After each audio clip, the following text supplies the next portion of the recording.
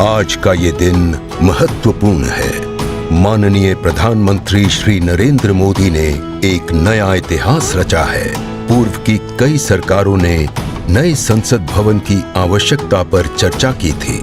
माननीय प्रधानमंत्री ने इस पर विचार किया और नए भारत के निर्माण की अपनी दूरदर्शिता के साथ उन्होंने नए संसद भवन का निर्माण कराया, जो हमारी विरासत और परंपराओं को आधुनिकता से जोड़ती है। साथियों, नए संसद भवन का निर्माण नूतन और पुरातन के सह अस्तित्व का उदाहरण है। ये नई संरचना लगभग 59,000 श्रम वीरों के योगदान से बनाई गई है। माननीय प्रधानमंत्री ने राष्ट्र की ओर से उनका आभार प्रकट किया है। 75 वर्ष पहले की स्वतंत्रता की भावना को पुनर्जीवित करते हुए माननीय प्रधानमंत्री ने आज तमिलनाडु के अधीनमों से सेंगोल को स्वीकार किया है। सेंगोल राष्ट्र के लिए न्यायपूर्ण और निष्पक्ष शासन का स्मरण कराता है। सेंगोल तमिल शब्द सेम्मई से लिया गया है, जिसका अर्थ है नीति परायणता। इसके शीर्ष पर न्याय के प्रतीक पवित्र नंदी अपनी अचल दृष्टि में विराजित हैं। ये वही सेंगोल है जिसे श्री जवाहरलाल नेहरू ने 14 अगस्त 1947 की रात को थिरुवावडथुरई आदीनम से एक अनुष्ठान के माध्यम से स्वीकार किया था, जिसका आयोजन भारतीय सभ्यता के अनुसार किया गया था।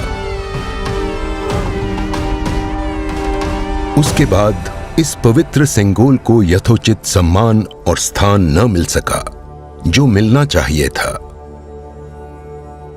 कहानी मुड़ती है तमिलनाडु के कांचीपुरम की ओर, जहां पूजनीय कांची मठ का आसन है। 15 अगस्त 1978 मठ के 68वें प्रमुख परम पावन श्री चंद्रशेखरेंद्र सरस्वती स्वामीगढ़, जो महापेरियवा अर्थात प्रबुद्ध ज्येष्ठ के रूप में जाने जाते हैं, वे सेंगोल वृतांत को स्मरण करते हुए अपने अनुयायी डॉक्टर आर सुब्रमण्यम से इसका वर्णन करते हैं, जिसे उन्होंने अपनी किताब में स्थान दिया है। महापेरियवा ने बताया कि स्वतंत्रता दिवस के अवसर पर सेंगोल ने एक महत्वपूर्ण भूमिका निभाई थी। हमारे इतिहास की किताबों में यह तथ्य अवश्य होना चाहिए था, लेकिन गत कई वर्षों में कहीं भी इसका उल्लेख नहीं किया गया है। एक बार इस अद्भुत संस्मरण के सार्वजनिक होने पर तमिल मीडिया व प्रकाशनों ने इसे अपने संपादनों और वेबसाइटों में वरीयता दी। माननीय प्रधानमंत्री एक परंपरागत प्रतीक की खोज में थे।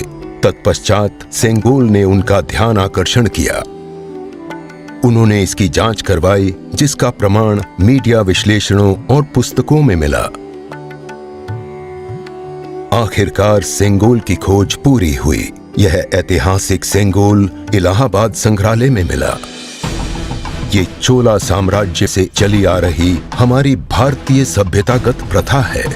चोला सदियों तक हमारे उपमहाद्वीप के अग्रणी साम्राज्यों में से एक थे। सबसे महत्वपूर्ण बात यह है कि सेंगोल के प्राप्तकर्ता के पास न्यायपूर्ण और निष्पक्ष रूप से शासन करने का आदेश होता है, जिसे तमिल में आणई कहा जाता है। इस विचार से माननीय प्रधानमंत्री प्रभावित हुए।